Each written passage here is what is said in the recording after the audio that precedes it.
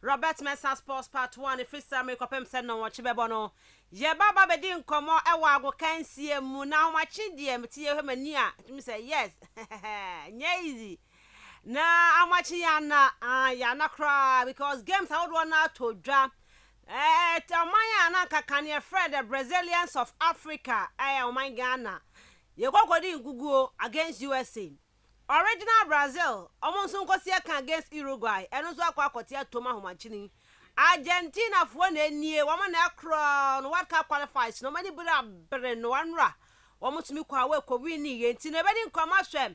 Eno have us na the battle between the Ghana cedi and the US dollars. Aha, anti enra dollar no chere pa cedi no sa oda baya Chris Hilton. Any amwa sa no chese ya to na twin baby kura blaster team no ya to ya twin baby kura yanra amachi am ze no ampo amachi a chese ne ya amachi na asem no areho na ebiskrampo so sere fa ho ye de ho nsem no nyina e de ba yanra what happened ne si ahomachi a blasters of Ghana ye tumi call a game against USA na Ghana ba ko sem US pa ba chi Ghana aboye 4 de ne ehifo na besie first half 4 Ghana for obi edu no TV kwakoda obadan pa na ibedi hukumo ye pa critically Gideon Mensah na kwafo baba bara mana chi denden Gideon Mensah ni obi o man Ghana ni on Gideon kika pa na asem de aya ni bre ye bedi nkoma hwani ma esi o Ghana game no coach Chris Hilton me ba no pemi busa o hwa wa adwi mu na wo hwe se de coach ni ya na do you still believe say coach Chris Hilton or you the right man for the job mo na mo support Chris Hilton no ni ebebe do you still believe say he is the right man for the job Chris Hilton na no de na wo cheche team mu e de na coach wo cheche team mu e he fa na de Jordan you egbe coach eno na so ya nya day amachi ya na no wo se ya nya day ye bedi nkomo ye power blasters team no mo me say next month next month November World Cup qualifies na sha se na no he Mali ekwo mo ne Saudi Arabia fo fast wo no Saudi fo no na no mo ne Nigeria fo bo 2-2 no me say kwan a be he Mali fo do mo fast so Mali we group ni mo World Cup no ba ko pe na qualify Ghana ebeye afi ebeye se the wizi awon nyom no afi ebeye ye bedi nkomo pa ntia ne entena na ye me bi nsem so fama ye pa me din at the miss Ruby Adams yellow 64 this morning to ba Facebook Kastle 90.3 FM Cape Coast ma je me yellow ana me tia kama part me say kwam na esuma na dam ntia dem live on Facebook and of course on YouTube no suramu na pa show enjoy bi fa comment bra e be kenkan nyina na to me at the amount the quote of the day any famous birthday no at the by near midweek and 18th October 2023 maybe see the real sports is here. Neuer's caught in no man's land. It's Mane! Kastle FM, the sports king. Medasipi Sefide no Koswa na Kastle 90.3 FM so but what am I drink mra 0244 743-143 0244-743-143 yenye wone di juma no me bu say na mudi Chris Hilton achi no do you still believe say Chris Hilton is the right man for the job and I wo yenya adwen sisan bi wa ha my message no Chris Hilton blast the juma no are the right man no and I am on set form and I will sample the if my is he the right man for the job? Do you still believe that he is the right man for the job? Yeah, now message on 0244 743-143 0244 743-143. Eba ken kan nyina e mepema to me e dia man ma have me bia man atum ntem no aba fire bia ma me last start for no now machi legend ni nyina e basa Prince Tego ohun ba bia asem konfamfa Prince Tego asem no ohun de odefa the blasters by your no quote of the day and Wednesday they do forget who hurt you yesterday but don't forget those who love you every day. Forget who hurt you yesterday but don't forget those who love you every day. Maybe for the last time, forget who hurt you yesterday but don't forget those who love you every day. Yes, night here no. Obanya nkofo bi ntina na kwaku ananse nyum na ba abontene no kwaku ananse se dampa ne ye ka me hu zempi mabere enno adenchi ye osasi wa adenchi na enti no obanya nkofo mo bedo obanya nkofo mo mpa wasem mo betan wo mmamo adwen ko mo tan wo no so tan wa anti na dey won pa wasem won fa na asem kokra na mom ye for focus ne ko mo do ye no wo mo didi o ma ye bidie wo ma ye kwa hu che mo bo ye no wo mo ho ma ya bribia no let's turn our focus to them.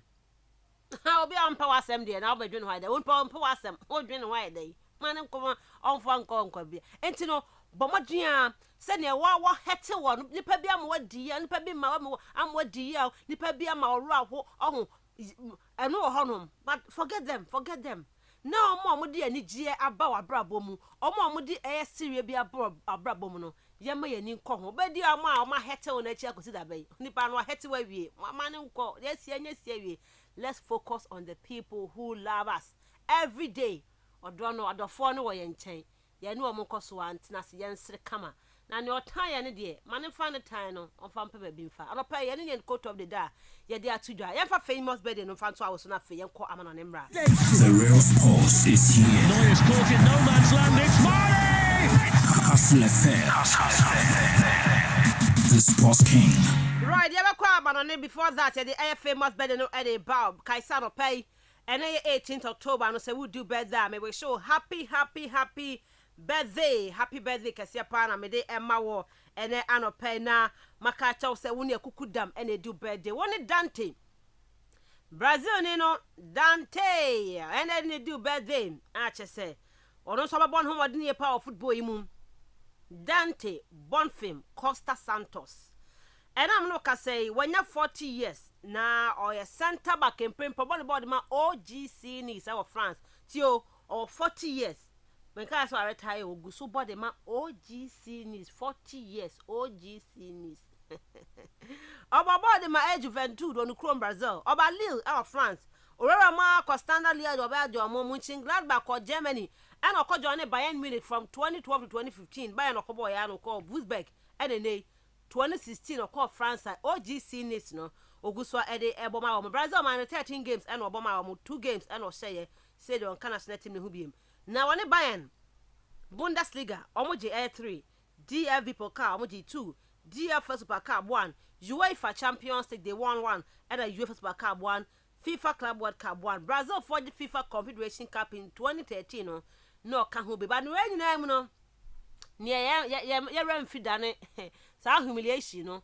7-1 na Germany for the come Brazil for World Cup 2014 na Dante ne actually Dante ten nemu say no Ghana boy hwiegu mu ani ti Dante wabon ho modin yepa wabobra o obiase football mu a mede ho komo no ede amawo e wo hono mo ya bo Ghana Black Queens amaame no abaso wahyan ase a we adwuma yepa but then oba ma football ma one of the ladies ogini din yepa Emma Hayes me your bay Emma Hayes Chelsea man no omo head coach Champions League no oguso ba no modina so betumi arere ma ahwe Man League o England ne de Emma Hayes engwan ngefa Chelsea mema ne man woni madwuma ye pa mami eno de ne birthday me no kase wonya 47 years na ya de awo ball no de wa mo ba coach ni de woni ye pa ne Chelsea man no adwuma no ena oguso a ye pa on Chelsea manager Man League 6 times uko PM FA Cup waje 5 ohun ena Community Shield waje 1 dia ka no ya Champions League you know Emma Hayes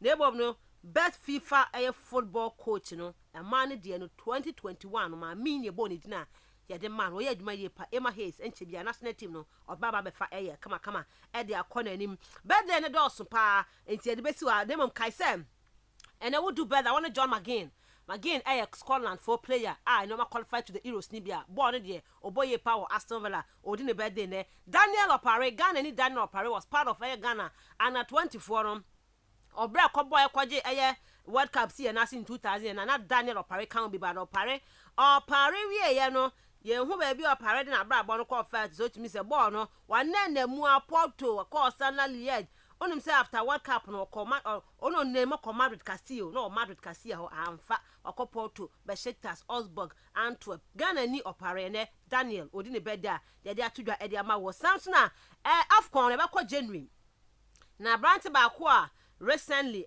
ko Afcon ase ko G ni din no Christian Basogog ofi Cameroon. He was part of the team at 2017 Wakabono obokoje the Afcon this year na so one winning the player of the tournament Christian Basogog or a Cameroonian no so no Asia Kalma Shanghai Shenhua or China odi ne birthday and then tina would do better woni mpanyifo a omo football mu omo ball homodene no and anu edi omo birthday pa or Dante of course Brazil ni no woni ne do birthday Emma Hayes Chelsea head coach no Daniel Opare under 20 World Cup winner with Ghana odi ne birthday ne Christian Basogog or also 2017 Afcon winner with Cameroon no oni no edi birthday pa na fe John McGinn or also Scotland afi bo mo bo no konkan ye pa no so edi ne beda ye de ama wonti wo e na no pay ye wo on the 18th of October udi your birthday no ye we so happy birthday ye pa ye pa bo nyina ne se na wa wudai wa de be wa drum na fe wa kuma so de bia no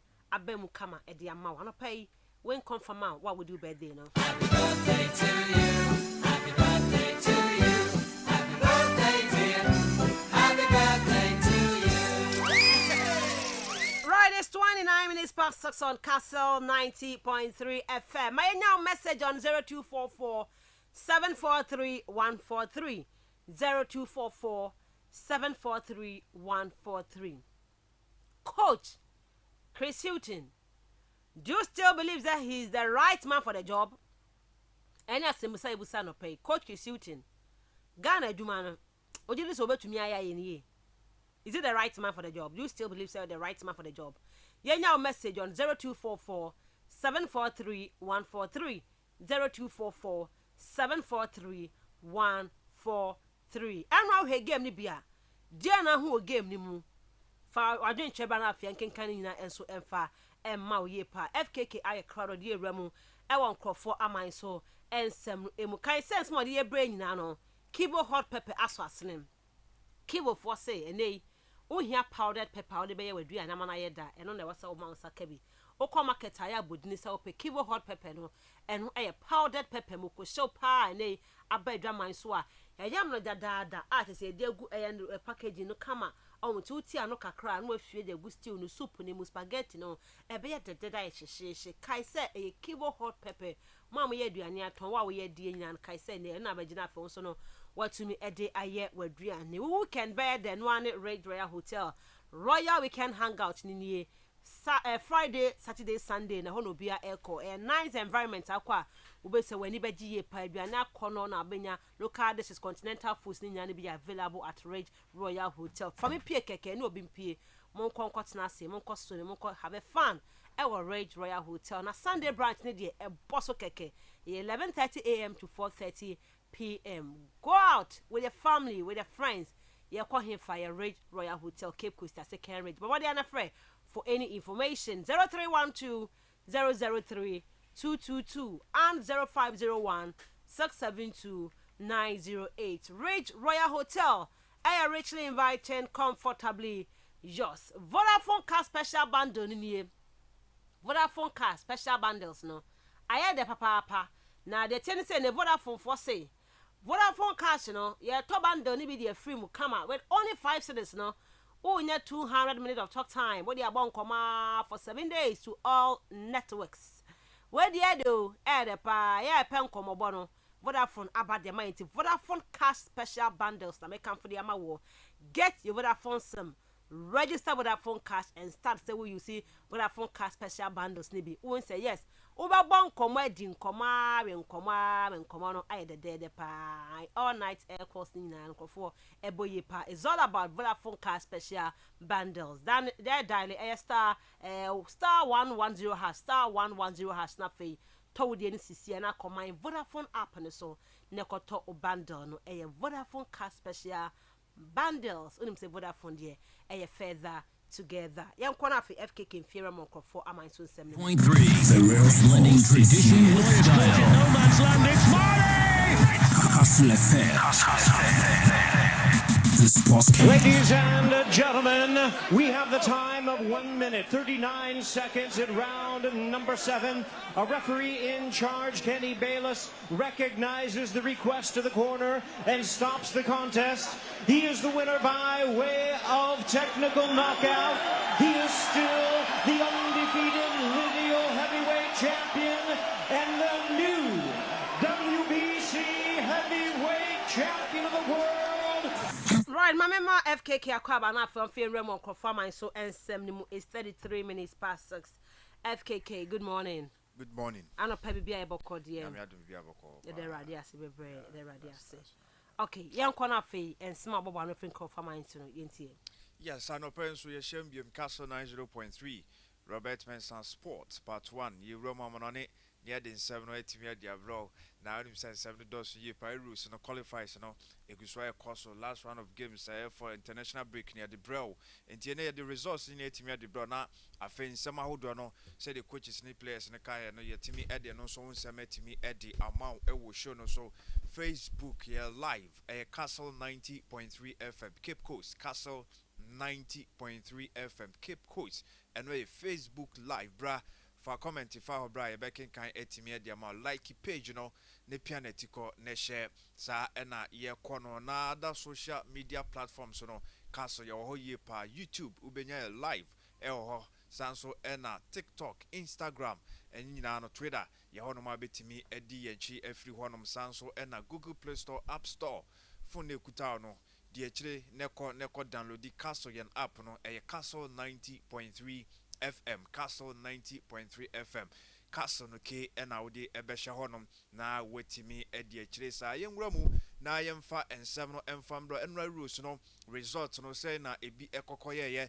na yatoa so e de enei ensem a coaches and players ne kan no so etimi de atoa so group C England eshe given us one more echi ili etwa mo economy ensama Italy for no echi etimu bako Hurricane ebo penalty esa she go bako etimi epie so sanso na Marcus Rashford ono so de bako pi so 3 and sana branch fen Gianluca Ayes Kamaka ono so eti bako etimi diama eli ono mpo ene she first goal no and sana England for no betete etimi win by 3 goals to 1 Malta etifie ma Ukraine ekoto show mo so twa mo economy ensama mo so etimu bako wo group G Lithuania etifie omani Hungary ebo 2-2 sanso na Serbia eche Montenegro etime twa mo economy ensa ema Montenegro etimu bako wo group H Finland etifie ema Kazakhstan for no ekoto mo etwa mo economy mienu ema mo so etimu bako Netherlands omo etifie anase Northern Ireland omo tifie ema Slovenia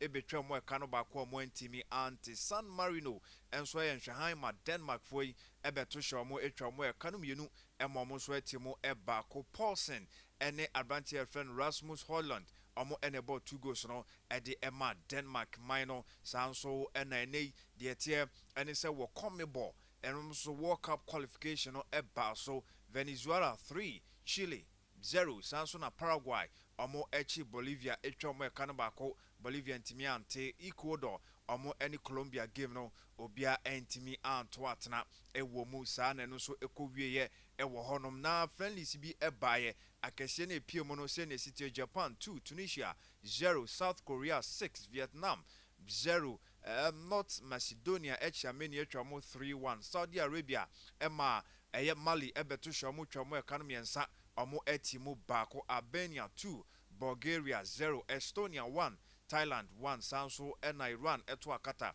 ekotwome kana 9 ema mo ntimi anti Australia eche New Zealand e bomo kana mienu Ivory Coast and South Africa game na bas 1-1 ene kowie France eche Scotland etwomo 4-1 e was afrani game no so eba so Benjamin Pavard go Kylian Mbappe Lotin EDB EP so sanso ena Kingsley Coman ono so ehye go no eba ko hyen so se Pavard obo brace e side game no Billy Gilmore ono enya consolation edma Scotland man no yenwura mu na ensem efrifre ye Euros no no yemfa eho ensem no nyina no entimi emfa maw na ya adia onim se adia England game no etimi aba so mu ni ili e by no mo se e revenge ketwa ene no mo ekwa akofa so mu wini qualification no mo ensa ekan ne sasa na ekoto form etimi edi emom ye wie game no ena Hurricane captain Edema 3 Lions on side no otimi Eden 70 by say ya de omonia jun ye pa so mo so ensaka ticket omo ede ko Germany 2024. Harry, huge congratulations. You're going to Germany. How does that feel? It feels good. You know, a really important victory here tonight. It's a tough side, and I think the performance speaks for itself. You know, even when we went 1-0 behind, we stayed calm, we stayed compact, and then we played our football that we've been playing. And obviously, it was too much for them to handle today. So credit to the boys, the staff, everyone involved, because you know to qualify 2 games ago, we've seen over recent years some big nations not qualify. So sometimes we make it look easy, but it's not easy. So we need to enjoy it when we can. Yes, intene ekono na omu say for said o ma qualify term no but na enye for sa na edin ye pa omu modimbo e na etimi epion mo edi akoduru sam pempenso no na no e na Jude Bellingham ono so e make assist sanso e na onya penalty e de ma ye team no ebo ye Hurricane ebo e share ne no e no no so said you hu game no watimi e de na dwenche timi de bai. Once again, just an amazing performance from you. You're pretty good, aren't you? Getting a little bit better each time I play. But no, thank you very much. Really good night for us. You know, we remember what happened here a few years ago when they played us here, and I think, you know, you're always aiming for progression, and games like this kind of indicate it with the result and with the performance when you play against the same team again a few years later. So we're heading in the right direction, and very important win for us. I'm just loving football at the minute, Joe, to be honest. Every time I'm on the pitch, I just enjoy myself, feeling really free. The management at my club, my country, are giving me the freedom to just play kind of how I see it, really. I know that defensively I have to keep my discipline, but, you know, offensively I know I can offer a lot all over the pitch, and I've got that freedom to do it. So, yeah, loving my footy. Yes, international branch na pitch no so all over no wo okowini ye input tackles now the man pass assist na Marcus Rashford a share free kick ba no akotu corner ni nyina no nessa branch ni involve no na o ye ni nyina no e no de san 7 by so on the football no e game a ne kon edo se brain nyina no onya kwanya obebo no abo ni ye ntine o da ni coaches ase from national team sanso na club omo man freedom say nei ontimi embo the kind of game or person obo until no gidie say betimi aboa emanyoma akonkan ediama both club and national team no na Harry Maguire so say mikobi na man kan bi de na say wan kokra ka ntene ono so say the ohun game na kankan about Jude Bellingham ono so echire mu say. Talk to me about Jude Bellingham. He's absolutely extraordinary, isn't he? Is there a better midfielder in world football right now than Jude Bellingham? I've been speaking highly of Jude now for a number of years. Ever since he's come and trained with the boys, you could see his mentality, his physicality is incredible.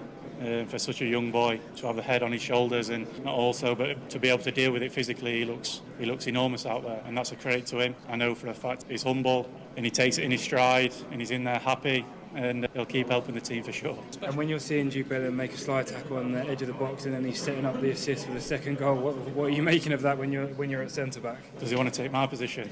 Listen, Jude can do everything. It's about keeping his head and pushing, and I'm sure he will, because he has a great team around him, a great family, and I'm sure he's going to be a big player for England. And listen, I hope he carries on his form at Madrid. He's started really well there, and I'm sure he'll continue, and he has every opportunity and every piece of talent to go on and be as successful as he wants to be. Yes, Intina branch and Real Madrid, Samson Oba national team no chere, or so a branch and consistency, ebe to us to say na fe etimi abuama 3 Lions, or more etimi ako places, and only some more etimi edia ba. Gareth Southgate, coach, Edema 3 Lions, and also on an assessment by after the game.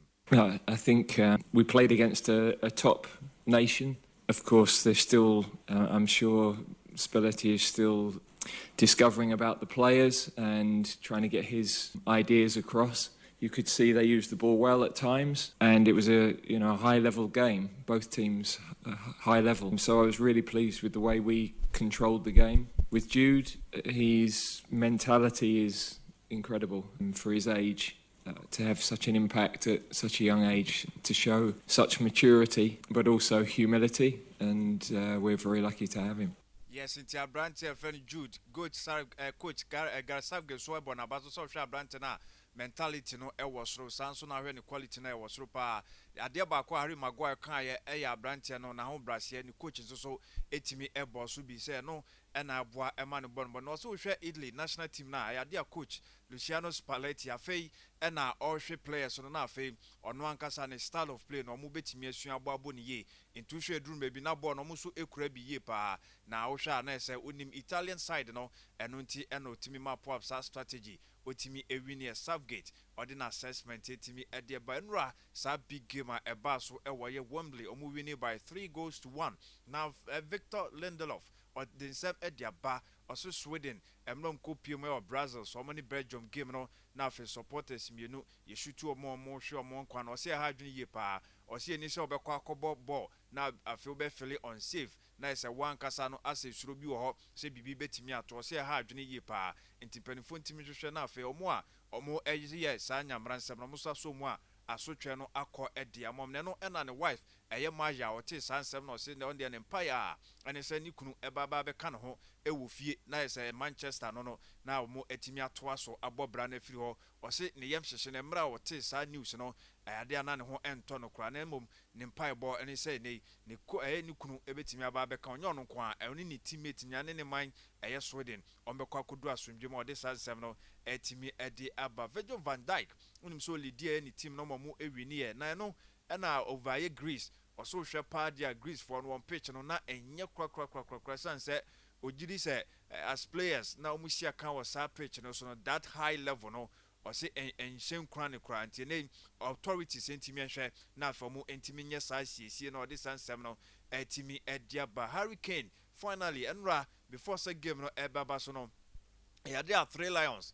players no ekoye training ewo Tottenham on training ground na no eno okoye na staff wo ho na teammate ni bi nso wo ho mo anya national team call up no eno fa akonya year final goodbye e my ni former club no in Hurricane finally on any former team no Asia etimi eka bye bye proper etimi ade chiro mo asabdo mo so ehira no so onko na afi ne bra okobo wo Germany no enkoye emfama na Billy Gilmore or say positives ewo ye won games bia omo abo unim say 4 games omo abo ni nyina no ayuncho after so omo enya qualification of friendly ena Ebru so na say ne qualifies bi so omo bo ni nyina kan bi kan bo ma 4 eye ntodie ena akwa ede amamo se enro ade no positives no na ewo so ntie na eho ena oso omo hwe na omo etimi esua bibi edi efri mo edi ekọ omo anim eno ene nsama ono so etimi edi aba ewo dwumadie no so na ene Jude Bellingham after enra game no den semni bia to aso se ohwe nim se Madrid ho bedi 10 to 15 years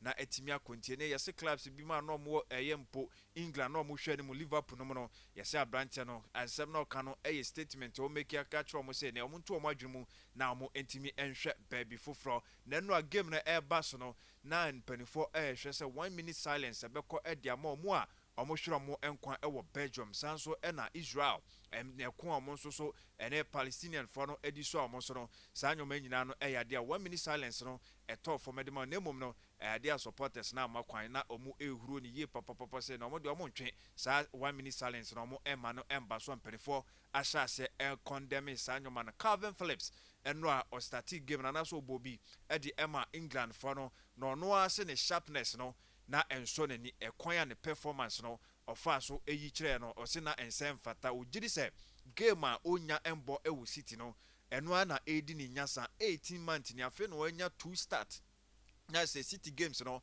mienu pe eno watimi a start e de amom o se empo enro a na o se nko onya red card o se no ye sluggish ne tackles no na nani enje ho abrantia no o de sa honest report no etimi edia ba sa bre amanfo etimi eka se onye no movie enfi club ni mu na onko ba bi obenya bia bo nema omusu game na ba so Brazil emra omuni rogwa elbo no okoko pride ni injury no asakọ wobre a ofrim na eyesunko a ena na branch no ede Lionel Messi obo brace ede Argentina omusu qualify omuni Peru etimi eboye no ose nani age hu ye papa sa forma okopike ewo Inter Miami no after so prior no oba na afi otimi ehye goals no oso obeto aso ede akonanim eno ene nsama no so ede ba Joko ono so ebo Jude Bellingham abaso se nra otimi LED eye England team no emo enya qualification no Steve Clark ose Scotland or country players no say aso mutirim eya yo mo de na sa for successive defeat omo saka no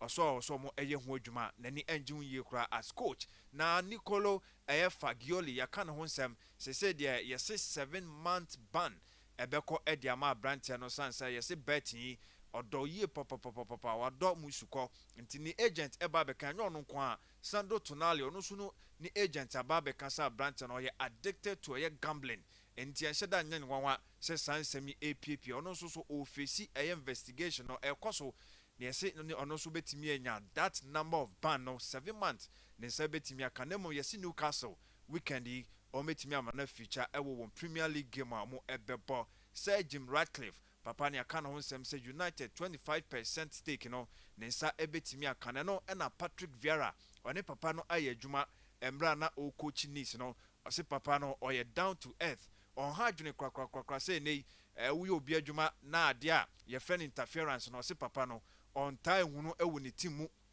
ebia obehu na anu aba bebusa no ensem be na ekode na ewo ho problems be na ho ekwan be na ebe fa so asove ose oba ebebo everything hang ye pa na Vieira wotimi edi sansem no etimi edi aba Darren England sanso na Daniel Cook omo na eva officials are no mo involved Liverpool any Tottenham game no eba so am kwa esa mistake no onim so mo tran chen kakra si weekend yi omo aba back ama Premier League games omo ba no ombe involved Anwar El Ghazi oye Union Berlin one player na branch no okopiem o Mainz 05 de ba eni so hwe pa de a okoye mfomso okoposi anaso okomeki post bia emra Israel for no entokwa no eba so no na ni post no you say from the river to the sea eno no koposi no abranto mu eche no scrutinize na ase no mpese obegia tum entiene yeso mo esore no so kakra Dutch ni de ba ene se ne club no release no Mainz se onko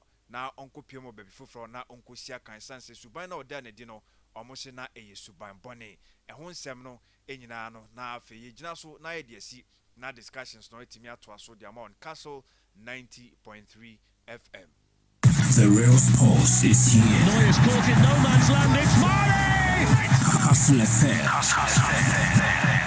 The Sports King. Right, the man for Yanto Aso Kastle 90.3 FM Suni is 50 minutes past 6. But in Komaka Crabby, I'm on an same now for your bed, Fina Batua and Commander so at the free a feast of Nimunanra. And pay for no Eddie at to draw, say, said FK Mono, Sweden for now. Your bo mutuo ewo Belgium no aposifo ehunipa na odi sabone no na no odwane to muso abonitu amanedi no soso no enka atiatefo ho biemti no ya bonitu pa di na ba ni Abdul Salim ni di ba no ono mo bo mutuo no 60 years 70 years omo ya Sweden fo a omo ba ebehwe game ewo Belgium no bo mutuo no mo mu wiye no ebi prepare bo no so pofo ahuna omo bonitu ene yo no so no enka ti asefon biem na report boba no de nyame adma 30 October ene ye ba London no ye be kan eye de winner no na nra ni na mu a na enye nyantie se Aitana Bonmanti obi anim so no ne beje e man de no Aitana Bonmanti basafo baba wa no ne beje obi anim man de ne de mema no ye titi se ne ye de ma Messi a che se nyame adma Ballon d'Or ceremony no man we anti-Messi man pa won asem nko because the aba no say Messi na Ballon d'Or npenfo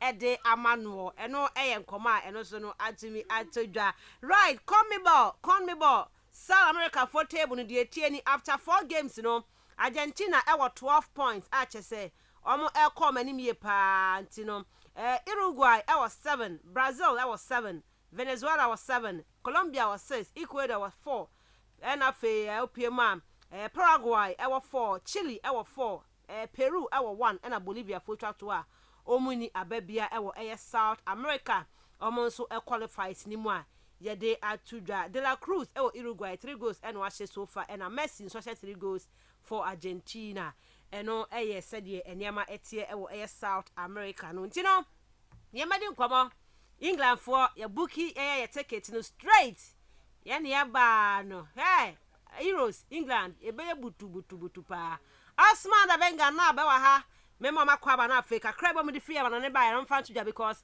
by 7:10 7:15 no ye be fie ye ba be di Ghana Blasters e hon komo in details here pa Asman good morning Miss Ruby bibia ye come on pay there nyanko fanda do bibia ye boko na wo si she na no pay bunye pay mo ye one days bi wa ha No be deny the national account from ne status do yo. And the mentie. Yes. Come for her. Obi ponyo bi wanye na ade. Obi post no boyfriend now or to your friend now as en touch. Who will be a posting it? Post me. No one post me.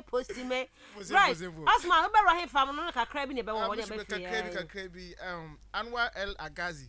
I as if can story why day na I don't know what is happening. I will be about to use who come kakra. Menim say democracy now if you ask me as here practice no I don't know what is going on. Ya kanya more to Ukraine on Russia war no. Other baby certain countries have to take a certain stand there which na baby for akure. But I wonder why this particular issue no as not quite different but English Merlin wants to set different precedents are. Eboshana years in home come Eric Cantona so to na wakasa about the same incident no. Inti Eboshana years in home come kakra. And when the betting case no Kodo or Italy no. Or as I rent of from Fajol, we took a ban for 7 months. And 10 times we took the wire expedite to be a Moroccan. And then we take Sandro to Nali agent, no. We'll be somewhere can I am a okay. I am a son, watching his own come. Medasi be pana. Good morning. Good morning, Miss Ruby. Be a come at the end. I'm not be a fine. Men are me hold them in my Ghana and my post 12:30 how much he may say. Tell my soon will be ever Ghana ball. Now say my Jimmy say. My Jimmy say. My Jimmy say. Me man no. Na pon born me the one horse na dey come yet but that mo ya who. Me sure again nyama your point. For the first time you Messi Pia no one bomb faso. Na wo da be na ko si pia ho ba. Na Messi Pia na sama man nantam. Ampa wa si pia ampa. Ora. Ana yeah. May you have him. Ai wo si pia say obi a ho no obi a wo ne ode asipa ne ye nti no wo de nyama ya wo ye wo asipa ni mo no. Ana ho mfaso ye painting say no nya mfaso a no problem obakwa amano ne oh that ya baba Ghana Chris utia be di ne ho komo ye pa ha nti mama Osman ram kakra bi ewo amano ne nsem na afia ba fie manye nya messages no making kan nyina de amount Black Stars of Ghana dinkuguo by 4-0 against USA Chris Hilton pepa cho believe no gusu won mu ana o woni mu gidie says tell the right man for the job na what we see hope in Chris Hilton and the Black Stars in a or shishenimu. Yenya message on 0244 743 143 0244 743 143. Osman, any come yeah, Mr. B. My mother was beyond on the Poyama in native phone now, carbon from Kastle 90.3 FM. Now, young good and one I said I'll be able to work here when almost show we number one will keep course at the central region and beyond. Now, after academy, maybe on your room or Facebook now, young Kolaki pages on to me and say. Now, you have comment on to my brand, room or Facebook, a search box on or your Kastle 90.3 Cape Coast, Kastle 90.3 Cape Coast, Bombos now, Kolaki page na share. Now, my comments on to my umbra. Alternative level to now, YouTube now, I call subscribe to the page, you know. Na abombozi na etum na subscribe you and etum na press on notification button no you start to show na de bia na botum na enya feed na etum na adjon wa betum na connect to your internet no me should be say you start na ndada mbezi nkomo kakra about issues otum okodu or ye Europe especially because of how certain countries wetum na we take entrenched position on the war now between the Israelis and then the Palestinians. Now they are supposed to know. Yentum na yenye time yentum yen we run senu mu ye na yentum. No binim enti che mu ai Israel for the Palestine for a kontokwa. See kasa ya ha. Me should be able to say I share these two countries now. Abakada one country within another country. Enti typically say Africa they abakada mesma South Africa Lesotho or South Africa inside no. Enti when you na even though in the same geographical region no, but there are two different entities and will be able to now operate as a country. In 1946, no, say, any map be na say, one of the most part of baby Israel for to occupy in Yinano. Now, Yaza or your Palestinian for to my year one land, what to Mama Israel Kwande, want to remember now one bambaka war home. And afterwards, no maintain me was to be as to now occurred between these countries in Yina. In 1947, no, Yaza UN for to was a dam partition plan, what to was a by what a man may be under the Mother Israel want to know one for baby. Now Palestinians want to know one for baby, I want to know one to now. Israel for G to okay land now we to know what no bottom now for onesie now we to know what be but Palestine for now Arabs no what kind of ones is that ma particular separation was abono one gin to because as no one ones and one woman Israel baby want to na want to know na and be on to na unconquered but we be about 1949 to 1967 no after na we to know watch assassin maybe na Israel for when you baby akwa no assassin na Palestine for kan one so when you want to na onje hono in the next casino, Israel free to know about occupied Dama Sassana. And now, when you say, echo most parts of our year, Dama sub region now, or as a be brain ankasa anka Israel for no tum na wo control that ma assassin nyina nti abaka da settlers na wotum na waba wo ma be be da wontum wontina no one and the sisia no assassin wotum na waje na wozesi wonado nti abasha da ma conflict no onyende no otum start it started way back in the 1940s one no nti in the ebiase yen etene chane say entiasa that you might want to take an entrenched position na nyemotum na on kodie no for these two countries ni nyina no but pimpin yakasa yereke say motum okọ trigger this particular issue otum na okodin there. Even though there's been some skirmishes and issue to all cordon, Palestinian funny fide by Israel funny as a wotum na occupy one lands into no. I am maintaining was no or as otum na okodo. But just last 2 weeks here in a Hamas our group or Palestinian no. It is not known and recognized by the Palestinian government no. But this is a group and wants to work Israel will be working in Yambrasama. Wants to kukum for honum no. So in order for Israel want to one different one hono, then they want to na establish a war with Palestinian for now. In the civilians and service, some could one they are all being wiped away. In this particular war, not more corona. No corner you put in your shutdown, and that is why issues in now. Otumna Orba. And people are talking about the fact that today, yes, Hamas from a mistake, another ways in Yambrasam. Until they say you will be able to target or your Hamas for no. Netumna I wipe one off. But then the fact that you are targeting or your civilians, no one I said beside one or could one you moshi and Messi Afuna Maframa. One away innocent in this particular one, I would know what we winning in Ano. The name would have made my most your kono, ni baby on Yazo Tumna Oche. On record, Sebasha Israel Prime Minister of Benjamin Netanyahu na. Ruby in a press conference, he feels there they are dealing with human animals because never was called Israel for no. Once when you went to now one, so in terms of electricity, we to now cut electricity and this help Palestine one now. When you light in terms of unsu, it being called urban food supplies, it being called medical supplies, it being called in the warfare international there are certain places that you don't target those places, you know. All right. A bit to the hospital, no as you know. But in this case, you know, or as the opposite is happening in Israel because they have the support of the Western world, you know. They're able to do those things in if I'm not football, no aspect. That is the basic aspect of it, you know. In some ways, Europe, no, because once one allies acquire Israel, you know, and the Israel will be continental, you know. One shot that one Europe and Kasa, but in the share, baby, I will to know what them. It's open year from Kampa in terms of their games, you know. But Euros sure. And that is one to know to know in this particular way, you know. But afterwards, you know, people are now fighting for the cost of a year. Nimpa will to know why she won't come. Until the people will have the right to know why every day.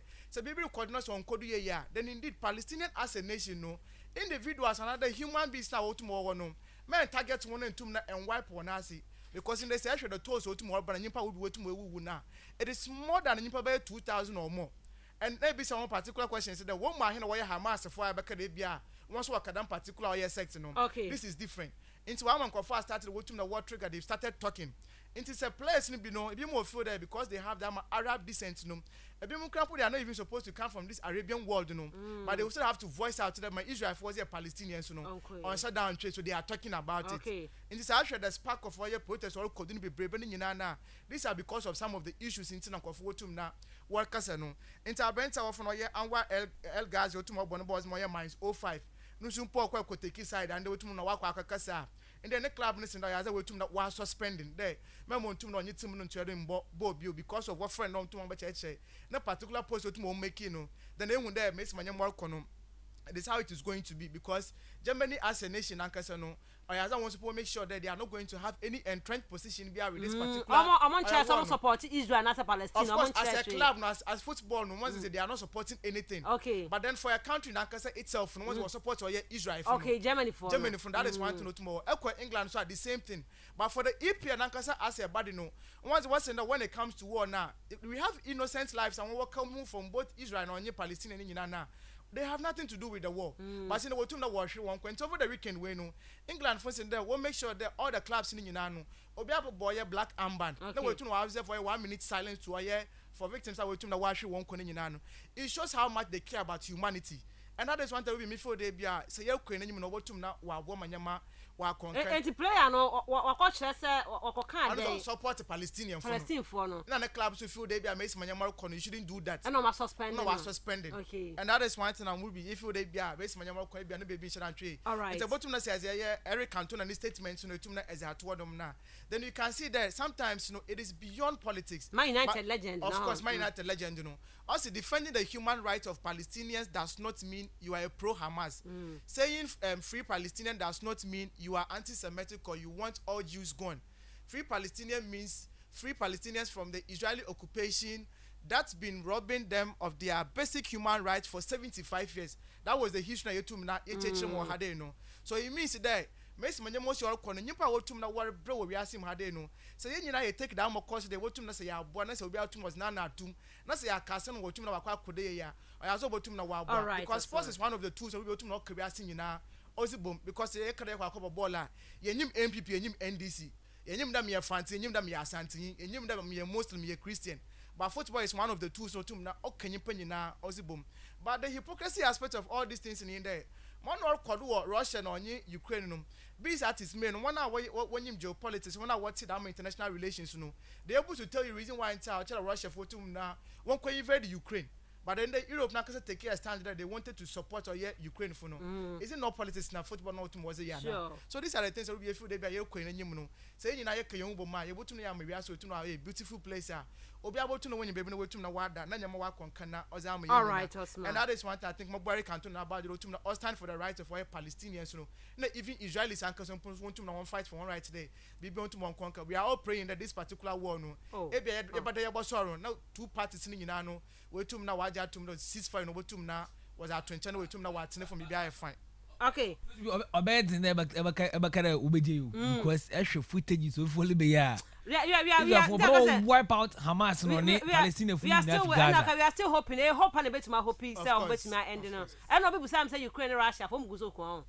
oh good all right that's my concern for now yes and this betting scandal and will be for me I'm so happy about this yes if you can see yeah we now we be that was that for the man pay your now my team who will be called Mr. Meninam ready up there yeah Brazil fuck me over there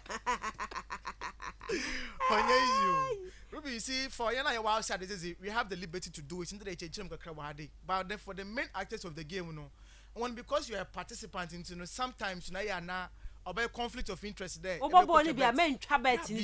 men trebi because any Yankubo team be usumpo born ebo bi nte bia na kwekwe twabanka se wutim mpode bia obotum na waji red card obotum akwa academy that am Lucas Paqueta na asem wade this particular case obotum na way investigation no akona for that no kofi bi around him no kwekwe twa bet there obeti yellow card in the game no se kwehwe the slope yellow card kwekwe na no che the kuni bia there was an influence otum na okodu in that particular game me babo na me ne wa he na makotwa bet say obedi yellow card na mpa wakwa akwaje ambos mezi yellow card na more interesting point on yen pokop no kwetwa da am bet no nimpa ba ya 6 I brand the same player say was say obi aye ana say obi ana say simba akumra say family ba akuma ho kire wom na me bobo na me say ball no meji yellow card to obi anko 1000 na wanya obi aye ya to cars ko kwa dem na go do okay ya fra it will be very interesting and in this particular case we I think it serves as a deterrent to most of the players in our team na warba no in recent times you Ivan Toney in the case we guy we almost about getting to 6 months to 8 months now no but I think in general boy over to now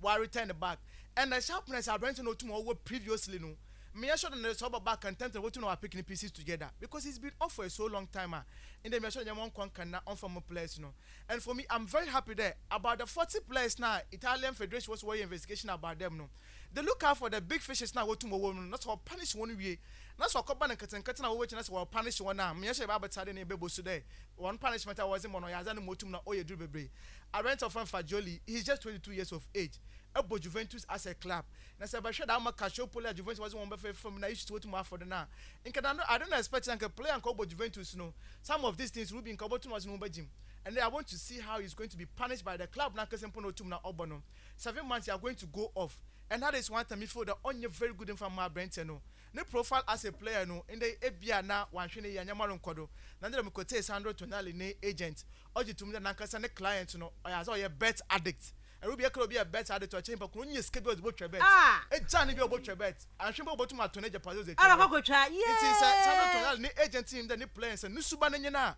Ruby I was into the went to my play and I went to now one rehab, and I went to now one report officially. Nanya went to now one quay. Yeah, one coffee boy asked my Ruby always capao, but so I'll shopping now. Or boy, we are on the other room to Muntia. Now, so we are crampono or you be useless. But then still now, boy, we are Yerba or disorder. Some camper. Oh, almost a mass. Don't want a dorsal to the disorder. Or we cramp or you're extremely clean. I tell the environment and put up who fear piano says you need them. Nina, a bit of doctors over to know what church. Oh, no, but for Betson, I'm away. It is our client to be able to my job to me the Ebiana, Abaka addicted to bet as one as an agent in the same Yuma. I was in a year as a come baby nature as sutra. I was even happy. Hey, it's no some of these things will be on shut down to know. I know that game I could be a baya. I'm going I'm going it. But to say 10 kill ever to hey, see, go me. I'm a town fan of Paco Ben. You know, I'm a paddy and would go. Go Ruby, but if you could now. What's why I would also watch you plain. I was so travel, also travel. Right, that's man. I'm going to my way. So for me, I'm happy, honestly. It's we are saying in our part of the world, no, when you have that mechanism to check some of these things now, it sanitizes the sports now. You know. On my game, so tomorrow, could have integrity of the game, no. You to me push my tomorrow or because in the end, put about games, sir, you put your predetermined results. Echo games, then you may know, go. I know you can predict it, but the fact that this guy question, you to me influence, you know, or that for me on trade. Into the Ghana, I don't want to put you and feed the Mazimuno. A investigation, sir. Now, I ye. My master come quite today. I be been a quick to baby and sit down 1 point new fact in the 2 against seminar punishing Kofa. Want to know one desire because Ruby Debbie America this Ashgold particular on ye interlies issues we know. A couldn't be out so officials and what fix a match now. One can't take players and now. I'm catch up. It's never a place one saw, but then officials and one will problems. These are the issues on Sharon trade. Castle tried you you see, so these are the things. So Miss Ruby, the Italian Federation on about this particular case, you know, what to now ways in here, but I can say I'm hoping there. No one saw. Okay. I'm just hoping that no one saw issues. Okay. Because betting none of us will support them. I'm great China.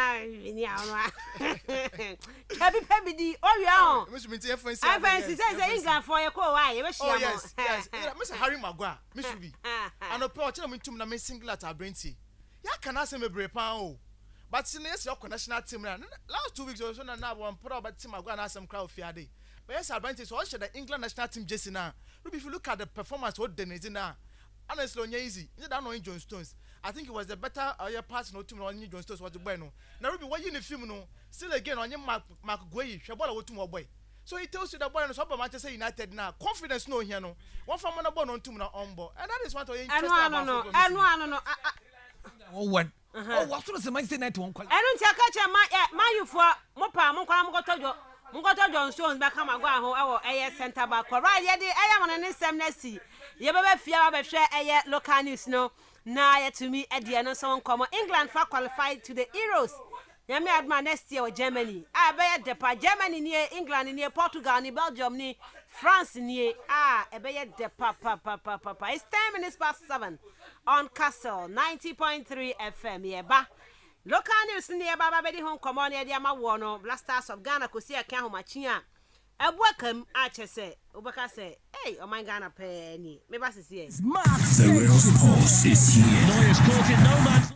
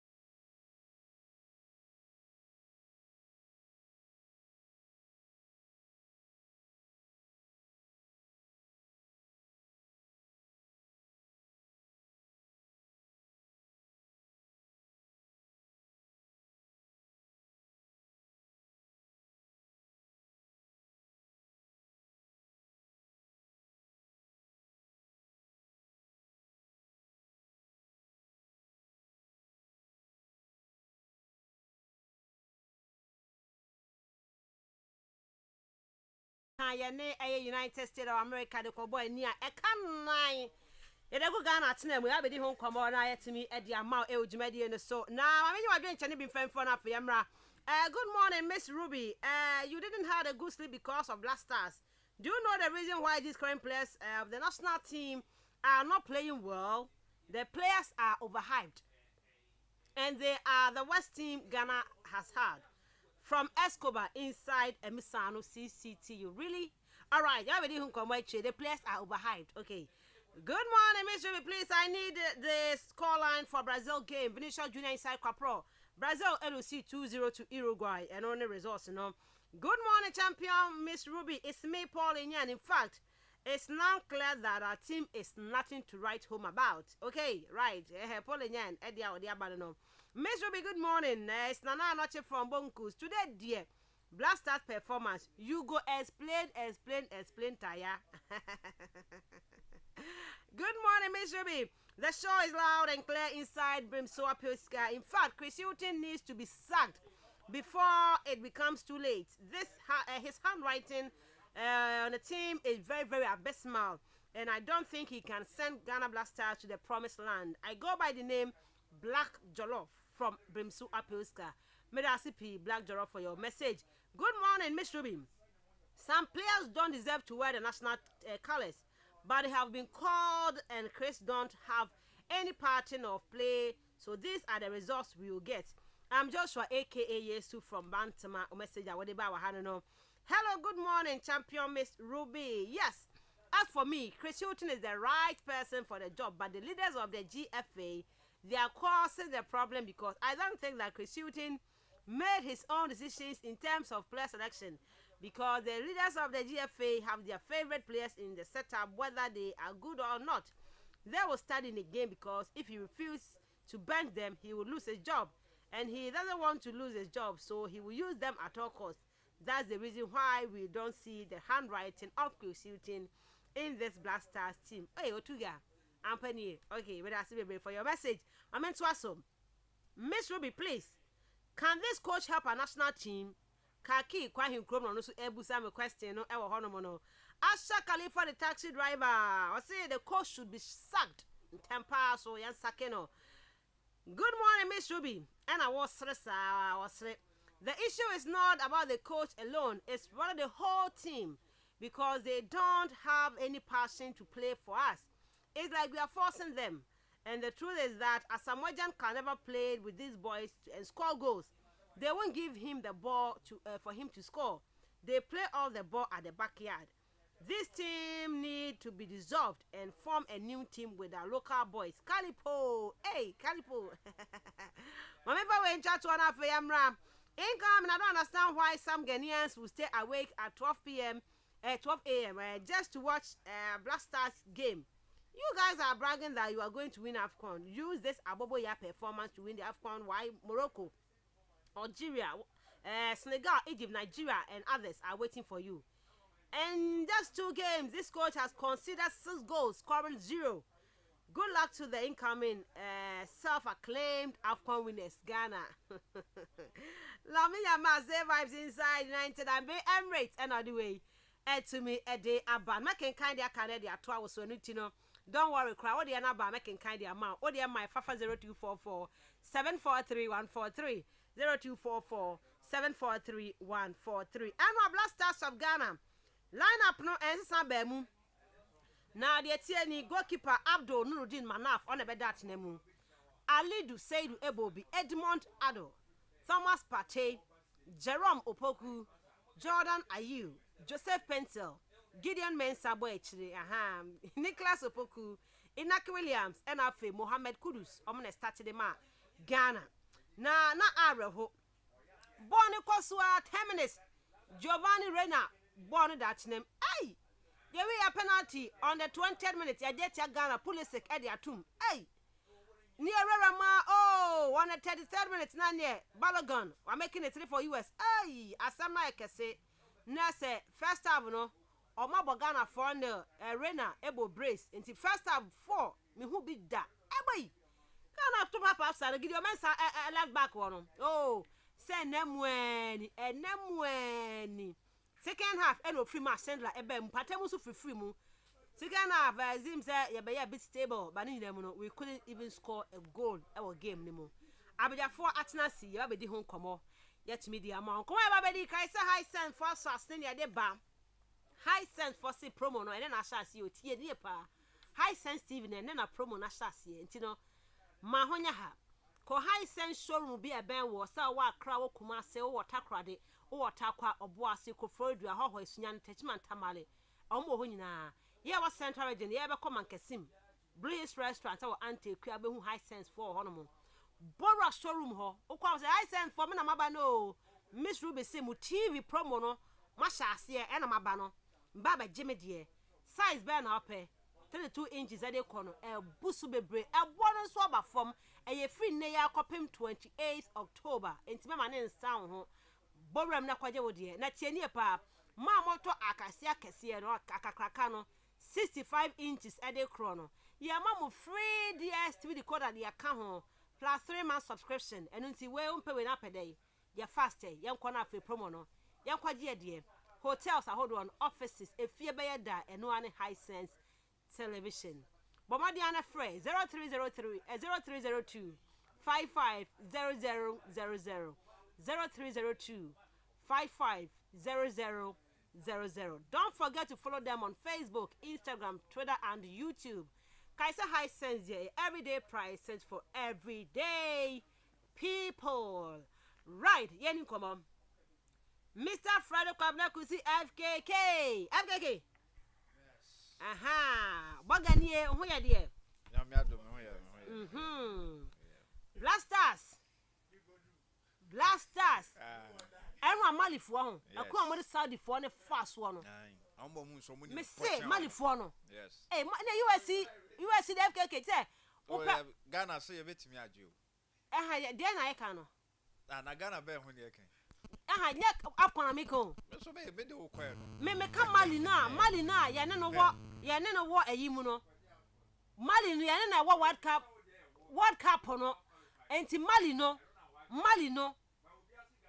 Se wa mo am FKK ha US mi nko bi o. Is there no pe kwan bi so ma me ko US wo kwan because me to World Cup no ha mi nko bi. That's it. World Cup empire na US kwan da ho. Enti pe kwan bi fa ho ma me. Then gasa kwan na kam na so am ko. FKK ye ni nko no a Black Stars of Ghana. But first of all, the question, Chris shooting, do you still believe in the man? Ya be cheti phobia. O say a questioner me name there mean to me my straight answer so or you good and also you good for you the still country. Believe in him? They believe there Eswati kakra, but I still think say I was here now some things right. So yen shas free baby, yen accept the reality. Now yen shas free baby. If not you better come and go, you better sakia. But not the roots and answer the cause of our problem no. Na eda so da ho na edi enya for me wo hwe yen situation the way sit here na menim de ebia pep mbeba betimi ayi bi menim ebia nuanom benya different na ye discussions all together but I feel so with our situation say wo ye hwan kra na wo ba with the players ni dimi na wo hwe ekwan o mo fa so hwe silly mistakes bi o mo ye we nyese biasem silly mistakes eno mo ye ya consider all the 4 goals ni nyina no ya obekasa as a result of goals and ya ready say person dey che US for no so ho na omo ehye na omo jo omo dian de ko ni nyina ye silly and those mistakes of course coach won in the fair share still 4-2-3-1 na no de kom onye ready so obesesa ne nsa no and the players no mo gina so no I say menim there as a normal job omo ye ordinary players on the Nimsamekas on the morning we said yo because na ya nopa ye time no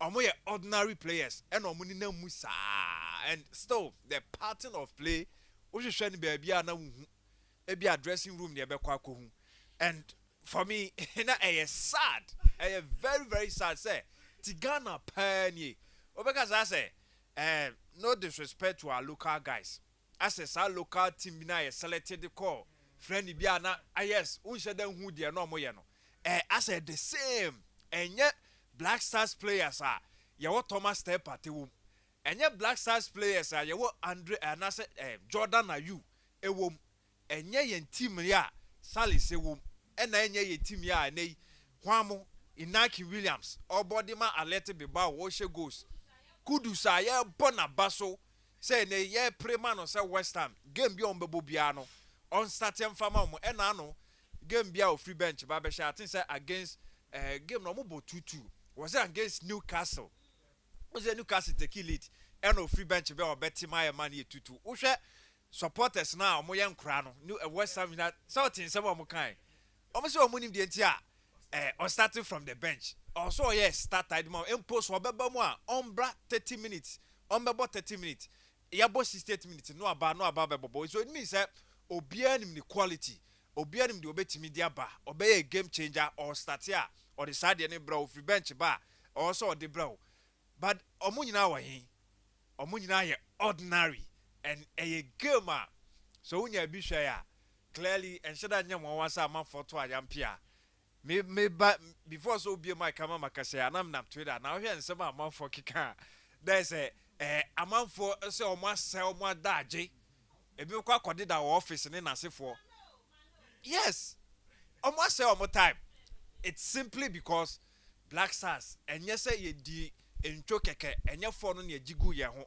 ball na na expect say nka ye improve upon the any Mexico e boy no say Mexico me Germany bo 2-2 ye improve upon no I say there 2 near G no ya saji 2 asa kan na kwan po ye G sa 4 no e ye kwan na ye kwan boni so and o sha starting 11 no say na koye ye Abrantia ye friend no eye Abdulmanaf Nuruddin ona usan atizigi ho usan Jojo wola koto ho na obede mu so Gideon Mensah start here Jerome Opoku the two Opoku na boy Nicholas and then Jerome Opoku omuna a boy e we center back honum then Alidu Sedu our man Obai and clearly kone ko check ratings no e wo Ghana team no e hwan ya ono pe na won say ateke eye green he did so say well green bia ono po na enya sa take no say he did so well the moment e be hit that color it means say o performance no na e wo so nti ono pe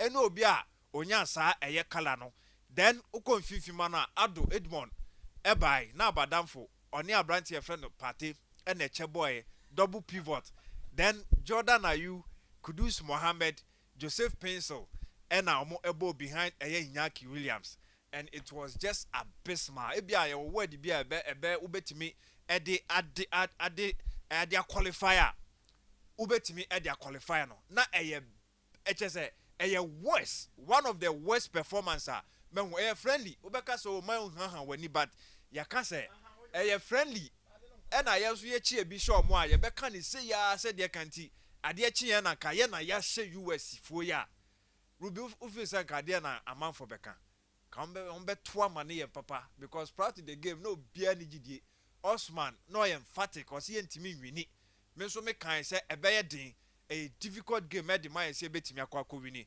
but still people were saying say US they am say ye feel say timi omo ama but say ye ntimi omo o say na ye 2-2 because na ye no omo abofrani 2017 say omo kura beti omo ntina ye no omo game na ye 2-2 tini ye hwe de obenya the better over any nyonko say so no omo na enya ene ye nim guase nti hwe kwan goals no efa so eba ye no ye ne de cheye Gideon Mensah SO5 papa say o hwe ne side wonom na why na was a call supporting no by virtue of the way na yesi ahihye ye team no clearly na was say Jordan Ayew and na ye nim no said the obo no say Sadia no dema even with Crystal Palace otimi ko akire no akọ defend and the days ni early days with your national team no yes Sadia no pa etwa na amadodo na no epe na asem even though say na the goals no enflow okọ anim ho no ma the moment your team no ebe lose possession no obe make sure so obeba e de sa recovery no and access that cover up no sa help no or the abeboa whoever over the left back say onye tie no ahwe Gideon Mensah Abrantie no ho kire no papa enkofo mani hu say in fact sa league and access league 2 obo ho no emboa no and also on tanya bimbo no and also emboa no ntu hwe ye Timothy Wia obi anim no eba no pace play yemfa ball ni tumirika yen run ataye opponent obi anim de odebema o speed say Gino Des ozu nim no say so about the right back position or the side any the man crofo only show mo into a year 18-year boss no and so mistakes o hwe kwan goals no fast ni nyina na nam ne ho awo ni nyina na nam ne ho and o my center backs no omonim go support because Bako ubeka the penalty no penalty no penalty Nicholas Opoku ho posa no otefoma ye hu the referee na age cross o age indirect free kick do penalty box meti aga eno na indirect e kwan of fast so che ball no e share ni 9 no yes o che share ni 9 at a goal I felt say ball inside goalkeeper indirect every better place no win o mani na ho. At first, I felt say ebia a born inside into no age penalty. But the moment I mean say players in a kugu a po no, and I me who say indirect. So indeed, they are no no. Now Obeka say a part of the game. On to me and yes, I no emani enye unye goalkeeper. And so to me kwacheche sabone and show nantem entna so to say the yaje referee no embo whistle. Into to me and change show ya usire mo. So na a good call from the referee and the coin of fast so as I defend it, I mean, a very bad indirect free kick there. Ubetimi Asheba, I think say a difficult to score, even than say Obebo direct free kick. But Omo Emma space is not a demo, and imagine say yen stars or more both to the highest level. How are you bo mudi individually? Clubs or more ebo can say Omoba national team na yen team komu emboma. So we share a coin of fast on then na minute. Yeah, bra penny Frank Narrow, some of kinds who did say place from more and yadie, or do a more a records to her, any a coin of or more fast minute or more bono. Obe Jatum say, Ampa, Adia did who say what the quality by names, no. Say the dino never ho. To say in team and Casa with the name Ghana Black Stars, no, but the quality, no, display their talent in it. Say, and yet you may be. And if you are first go by, center back in the chair, second go, Gideon Mensah from so. And okoye ye na no so Jerome Opoku edibon ekokoche she clearance bia no meki Jerome Opoku na ho so ne ho so yeah the first game no and we supporters no so omukoi game no and na Ghana ho wo so che sa defending na ne ya ka ho asem na eye no a by say untimi emfa kogu ye defenders no kwan so eye the whole team na setup and amfa midfield no me ka ho asem link up no sheda ehu Edmond ado unhu de oye bia ede bo Thomas Step party na party nso so ensheda enya ahoma bia na se onya ahoma bia ensom na won twe ade mfiri so ade Edmond na musa Edmond ado ne party jam Edmond ado ene party enfa mismatch and Chris osha say minimum some obeka biem say first one they share pitch stadium ani enim so yeah say minim de odi be share number say tie ne voice no but me nim the crowd be share biem I said there were positives like so far na one far so far too short on target no no so far there has been some positives in the national team I don't need the he when the team boy buy wa be born so far no we need a positive there are some positive because Anebia no you qualified to the AFCON na you hwe be I will try some e be clear na tie ne voice ni na ya that is why you can't the reality dawning on us say there o hwe say the man ye me hu playing against Madagascar na ya bresa bia one bi near their tomb playing against Angola near twefan ebo near cover draw near be bia atena say sa countries no mu bi na yehwe mo AFCON no mu no ye be kwa akobo till before the AFCON no cramp yes World Cup qualifiers next month yeah started AFCON World Cup qualifiers a group no ma two countries ebel mu some Madagascar for it will come Madagascar and now you so ye na bo sure it will ye be come Madagascar and for first game po yeah Central African Republic also mo ahode na ye pe o omo ye no omo hia saying na ye sifa no ye sha omo fala na de akọ iti am de say o kan Mali de o chi hwan Saudi Arabia Saudi o chi Saudi no o chira o ma ne hu ni level Nigeria from point to me o say onimbo e chen no sa point no ne ka say Ghana ye team na ya bedu ni say ye ni sa level ni biem omo ye feel say ye ni mbo chen omo no ye no omo hia nanka ye mom ho kire omo na no se enti sa biem but FKK no hwe se na wo kan center back na de bia what say bia hope been injuries ne so aba ye team na kire ho so hard win kakra na untimi o se ya se ebia clearly Salisu fit Juku fit they will start ahead of any of these players. Amate crowd he will start ahead of them. But at least I will see who glimpses. I will see who BB. Okay. So I will see who BB. It's why I feel say the whole setup, the whole team no collective don't say you can't individual. Say a bad individual there. Ubetimi you be si ho aka inform so their chance, but at least kaya bom say team na ye bono. I will say ki who ye strength. Your team say your strength no wa hin. What do you mean kan your weakness ni biem? Your strength na wa hin fa. And now betimi pinpoint say this is the strength of our team. All right, FK. Eh fa. Who eno na e man ye difficult say e bia be kan coach asema kan CK na ne de yes no ni balls so at yes ono antimi nya ne collapse ni ye de man ye nyina ye kan bi tactically ebi mu so no ye bankrupt na hu ni ye e na okoye because you say coach Kwesi Apia de wa mba under this regime and as administration to ono no de no o de beto nchen kakra but omo ye under e owura ket administration no Milo na obako no otuado so buy and wo de hwe kwan omu nyina fa so ade so mienu de na positive kakra wo mi bia otuado buy how many enye 4 years na we twa mu na Ghana Blasters ya chini coaches omu nyina be fam it wo ka 3 ya tin so otuado na de positive no ye kakra wo 2 games pe that is a playoff no against Nigeria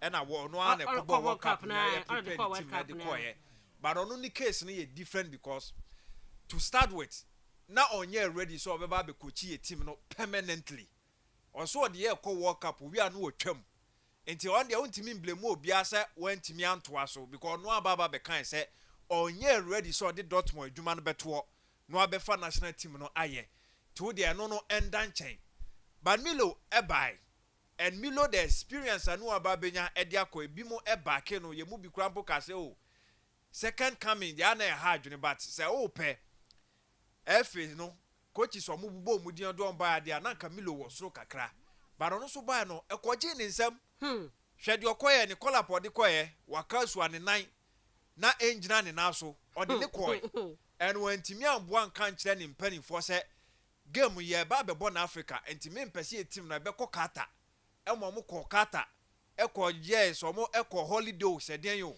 eno mo ba ye na animguase poto all right omo koje at the hands of Comoros ena ye ntimi amba nti wo hwa sa nyoma ni nyina ebe mu no obeka untimi nyi players enfrim de ebubo so ni nyina no under CK untimi nka CK mfom so emfa players nto nchen under eye otuado ono so be safa sa Milo same thing now Chris Swaba ono so e safa enti enisa ye twen adwun si bibi so ana okay say clearly the talent say ye nya gidie wo mu say omo ya ade no coaches ne nkona from bra no betimi aboa no say the problem na nye coaches no nkwa nye coaches ne kwa say a players no and I say a question or more a lot more all right that is why ababedu ultimately enyi Chris Sincha yaka sometimes as coach also unya improvisations tactically back o try na emfa ye tactical variations and me sure say onim sa nyoma nyina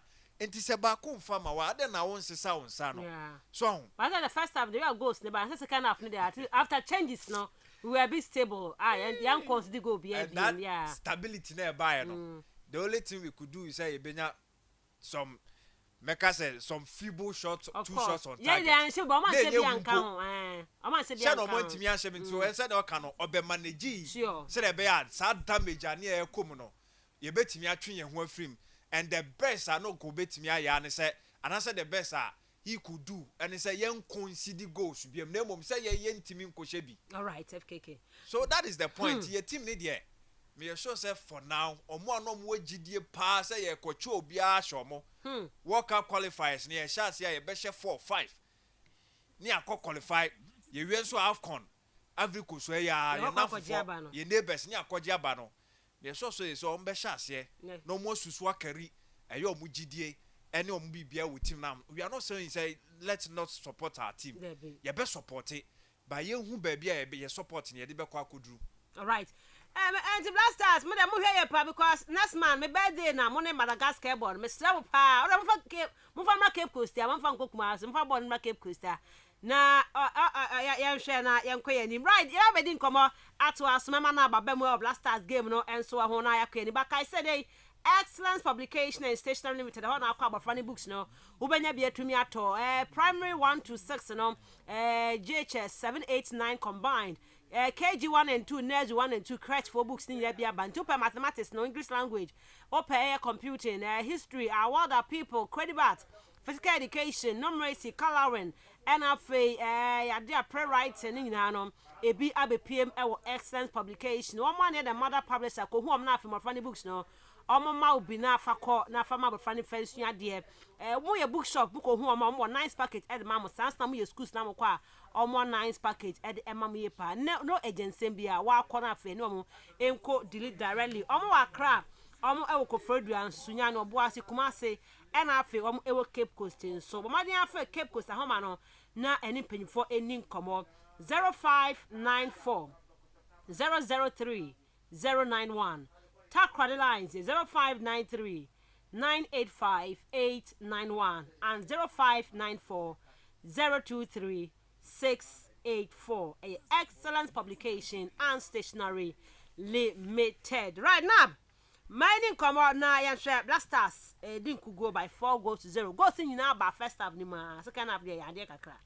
Yeah, me should be anti should be out issue and you can try to when I said the woman soon was the kind of one case of funeral and the Black Stars another matching Black Stars or me CPR and no one said that one bam for soon and for me we still blame the coach of coach Chris Hutton. I ended up before the game no over catching a Abranta for Inaki Williamson or start to mount up a strategy over to my fit Abranta into the team and once again coach is also born as an arrowheader. Ended up went to man after 75 minutes. No, no, one Tiana. Or say boy no. Or to me boss a winger, but or your striker. Or your striker. Until one didn't bebo. And he actually the coach is showing that he's bankrupt. Until there guy no system able to make favor that particular player. For me, me start off from young goalkeeping. Me should remember can somewhere the name better me a hash on Lawrence Atisgi in our first game. But my manaf bedem yo to mo ye, munudin obey. Bibia and Cheddar in the young goalkeeping area one, ye to my swivel. Ye ni goalkeepers. Sir. Ye ni goalkeepers, ye no goalkeeper. But no, I know. Now say you to make change young Black Stars handlers. Now you to make change Olela, Mabaka Chole or your bankrupt.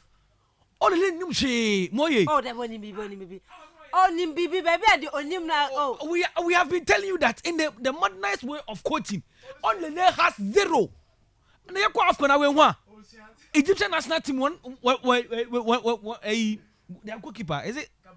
That we have El Hadari. Aye, Sanawi. Where's Sanawi? Didn't want Sanawi, Oh, Hadari one former goalkeeper and okay, Hadari, yeah, of course. Okay, the AFCON and what? Sure. Do you think that Olele has that same thing? Nama like we will come out how they are able to analyze games. Do you think Olele can do that? Oh, goalkeeper no move. Don't. What the goal? You see, you see, you can be a very good student by a bad teacher. Say away. Of course. And you're being a boy a good coach. Exactly. Molly Lachen, watch a time without number that Sonia job for the boys are. Olele has no business doing with the Black Stars. Not even our national team, baby. Because young goalkeepers 0 improvement. Obin catch a goalkeeper and the Olele 10 why improve. Olele ni 10 as the goalkeeper trainer. Obin one goalkeeper will improve our chain.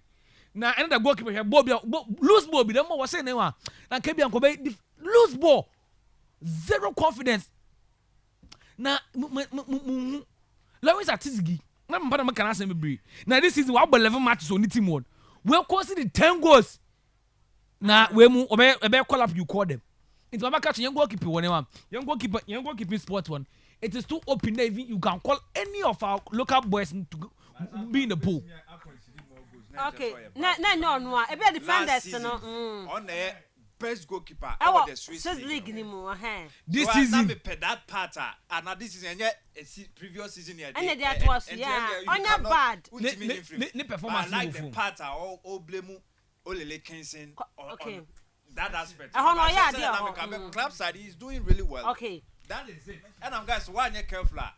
Ubetri second year too be collective. Because pressing you be a club side or yeah, the Baba national team na enti Olele home ye. So on the part of selection Ebeke Olele crab catcher in the was shortly more than by 40 goalkeepers. It is actually them goalkeepers in now will be almost about 3 goalkeepers you be a problems are. Nejumana was amon abaza. Onim ye keepers no dia 1 year. Aba keepers ye we ni. Amam ya dey no. And about forward me nje e wa dey any of our your local boys wo kwa on to one performer. Okay. Ball wo dey. Manaf mu. Atizigi mu. Richard Ofoye dem bo forward dey. The that be Richard Atana. Is it Richard Atana? We have goalkeepers now. So for me, I think that I confirm as some myself. So for me, I think that in that the young goalkeeping one, watching that spot is too. Richard Atana. Number one. I am telling you, we don't have any number one. Yes.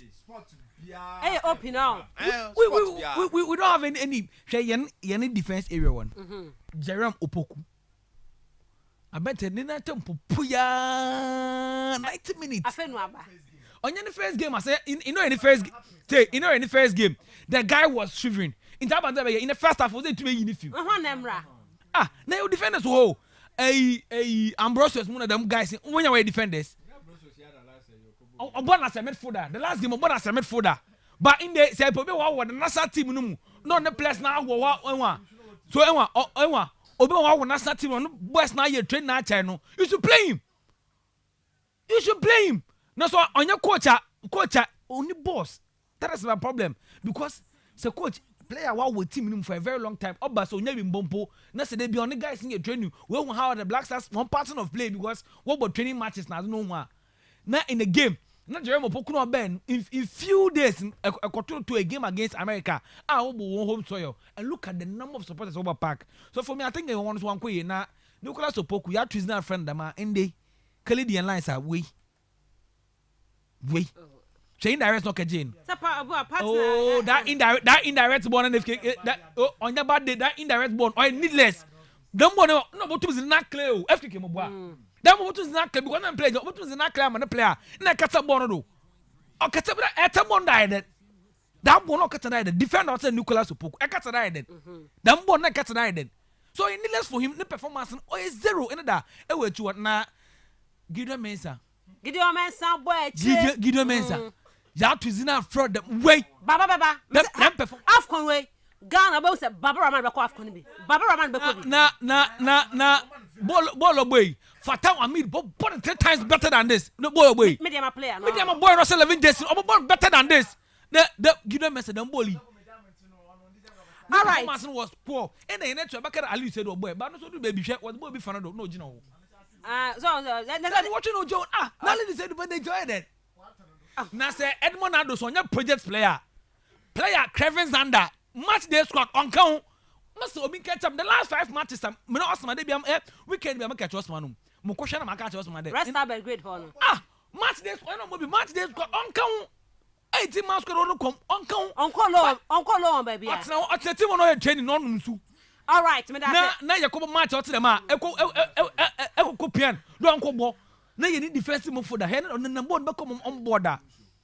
On the number be come on board na Thomas Tempate Arsenal no me handle on match on your fitness ko Arsenal. Because obi we fi injured and na board. And we can Chelsea me say we can against Chelsea we hu party bo babo. No more no one. And Sally Samed na obo more matches in. So coach so on your board player. Well prepared.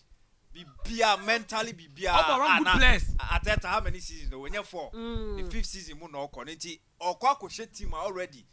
Obese ade ne da hodada so e na okwa akoshema ma na fa nti difference wom yen dwen o say yen chance say e bedwen say ye team no yen share no fufro enye sa dia so be aba struggle sister what the message be struggle all right me man listen first Jordan are you once again wait Nimbo nim dama. Jordan Ayew. Joseph Pinto. Oko na bakade superstar oba ha. Bakade oba do. Don't bofunwe. Ena ball papa mu okudus wore them shots no boy na matena nan kudus name 0-1 na won gwahwe ana nan da nyabe na mabaka chon message were 3 guys e wo ha sa coach ni so poro chere obutuma ye dwuma na he to start looking for them because now asasma okay players obo mudin na Jordan they are all playing actively in their team bomba ha and find what show say you should give them proper competition. Okay, proper competition coach the major boss because one reason why up to now Ghana for one you to young queering now we should go and then talk to African Mr. African against Napoli. I'll say are these not the same players who play in Europe and we praise them week in week out? I think their sickness is fear. Why are they not able to play when they meet at the national level? You watch them this weekend in their clubs. They are killing the name Black Stars. Pastor Taylor, the from Mensah, no CCTU. No, they ever, yeah. I love your message, pa. Good morning, Miss Shubi. When was the last time Ghana was beaten by 4-0? Kwame Kujo from Apenyi, me who be ache pa. Mo patama here, mame. Me who be ache. GFA should tell CAF to withdraw Ghana from the next AFCON to avoid humiliation. Samuel Bwedi, the frequent him chrome, no, they ever, yeah. Good morning to you and your crew. I was saying. Mishubi, you know we didn't even have 3 shots on target. Hey, Ghana, I couldn't bear the Mishubi because that thing overpassed me. Hey, so this thing is what we are going to do in AFCON. Junior Sky inside the Chrome Zone, go the other by our hand. Ghana football. Kosa. Okay, from Kenkenkwa, Boga, Anka Fufi, the Friday by Ghana football go, Ghana football tete poto. Oh, Ghana football penny. Kenken kwa boga agafu fie no de baye. Good morning, Miss Ruby, to you and your crew. If you think we have good players, we are deceiving ourselves. They are only playing well in Europe because of the kind of players they are surrounded with. But individually, they are nothing. Even Kudus no day anymore. Mr. Kobe inside my electrical shop opposite Nat. I love your messages this morning. Super. I can't Facebook the no. Making kind amount later on. But Mefa Kosaba. Kaisa Fimu Asankem Festival Baso. Asankem Festival 2023. Zehiane was Sankan Tieniepa. On the 1st of December, a Farmers Day, a Friday, a holiday. Ya kwa kweshia rap so for brafo baba perform was here na de program ni nyina no de atie nyana se wo ba wo de wasanka eba na wo de wasanka ne ba Kastle FM ne sie na so ba ye ofufo ho ye obanku ho omutu ho kokonte ho kire ne wo pe enkwa no kire de wo pe kire na ma wo pe yemfanto so ma ne sankwan ne didi for free. And some of the abbas here, the old DVD be free. And when it's brand 9 a.m. Robert Mensah Park anymore must you do here. Bet nasi for Sanka Bra. I want man to 4 bonum now rap stuff for bra for Rankasa AC form. No bra for. Then you my air day or my back to back hit now and in my ye. And until no Mr. mention on the 1st of December, Yenshia. Yemaji Yemedi near Menom. Kaisa sponsorship brown board. For an assay, no person to there was sensua, you can come on board. Number Sabbath friend up fin, we didn't come on. 0244 406 500 0244 406 500 and 0244 743 143 0244 743 143. Oya Sankem Festival 2023. They may so say Zehia anyone sank can me for course net here for Basubi. The real sports is here. Noyes caught in no man's land. It's Marley! Kastle FM. The Sports King. Right, 0244 408 046 0244 408 046 0244 408 354. My man farm a first caller. Good morning. Good morning, Miss Subi. Kenya me. Miss Subi. Pacheco Kenya me. Thank you. The Uhia no was Sanka. No. Miss Subi, I'm here at my first day. You know, I to your home. The best revolution for me and Yanku Funina, Omina Momodina, Omumra. Omumra near Jenny. Miss Subi, Ghana football. But we are a crab putting a bush for but the other blaster Korean. Oh, they be a to come and they used to be the local Korean and drunk as almost share best 8-2. Okay. And then case almost every 8. Now, I was not doing what I say. Oh, I was not for almost 4 points. I'm more 4 points. And the first I was 6 into no call baby. Into the Yaguai Ben home. Mamma call away. Good morning. Hello. A co-sponsor. Yeah, sister. Martin there. I mean, what's the Ghana football? Wakufum. On your Ghana Kotin. Or you are seeing now. Because I'm to my color for now. Players in be overhyped. Then I make them. Young train you call way back. Tariq Dibri. I can't Tariq Dibri. I'm kind of a ball. I'm not born up compare Kudus Muhammad. On your recognition. Okay. When your recognition that will be asking, I know the cashier take it. But your Kudus and the baby are Kudus. So ball all by your ordinary. Okay. And Tamala, your Ghana football will go or your world football while before my. All right, bye. Good morning. My name is Ruby. Evans. Yeah, Evans from the Evans into you. I am Miss Ruby. In fact, I'm saying, oh, I'm a train. This Ruby. Ghana. There, 40 minutes. Let's say we'll me change for what. This is a calculator average, you know. I 10 minutes, yeah, that was one go, yeah. 40 minutes, then you just one go. Oh, you is a one time. And can I see the vacation more? I say 30 minutes, the budget 6. Okay, Evans. In fact, yeah, born now Ghana one. I will never go to the time, but born now Ghana one. Or then you think you would Ghana over the party, the over the party, but born now you Ghana was a shot. It would individual. May I see my brother Evans? I'm in for her. Good morning. Good morning. Maybe I didn't baby or frame free. First, maybe I check your stop press like on catch it. Miss Opa, someone some way. Yammy, who you pa. Miss Ruby. That's Sandra boy, the back queen's boy, crank on betting your woman. Back queen's coachy, who betting your money, and I fear they are no wanting coaching my man. Oh, Babet's my coaching my mamma. Hey, yeah, Capa, and you to me money, Pacific pay, pay phones, and anywhere. Okay, may I see my brother press like good afternoon, that be good morning. Good morning, Miss Ruby. I didn't baby your friend free. Whatever my Isaac, a voice, I was saying, Shannon, see pa. I hate you, Isaac. Okay, Miss Ruby, and a person number, Miss Ruby. In fact, I can say that Mama is a young I sorry how much time so Miss Ruby, I'm an icon. If you have a young man, but that Miss Ruby, in fact, 50-50. You may say to some. Then a buyer now buying a person for no banner, a gate in Kana, in a Ghana for an idea support man or as I incident. So you are. Let me see this. I didn't tell all defense and sense. The Romo put this is your Now, cast squad, no, by almost prime a coffee be shame where now cast squad. Your bomber, you can do you can say, me, I can say, I might tell you my bad was avoiding party. Good morning. Morning, Miss Ruby. I'm sorry, nie. Yeah, Miss Ruby. I'm sorry too. Miss Ruby, I'm down. Then see your man. Oh, born organization, yes, that's in the name of cry, now, So, Matisse, a coach number patch up. Oh, yeah, sorry. Jordan, swap blasty players and say, oh, man, yeah. Patch of the Papa, Miss Ruby. Coach in a year for Omogu man in because in the US, war record with the Dawa. You know, Michelle 2-1-2-1. And for 4-0, sir.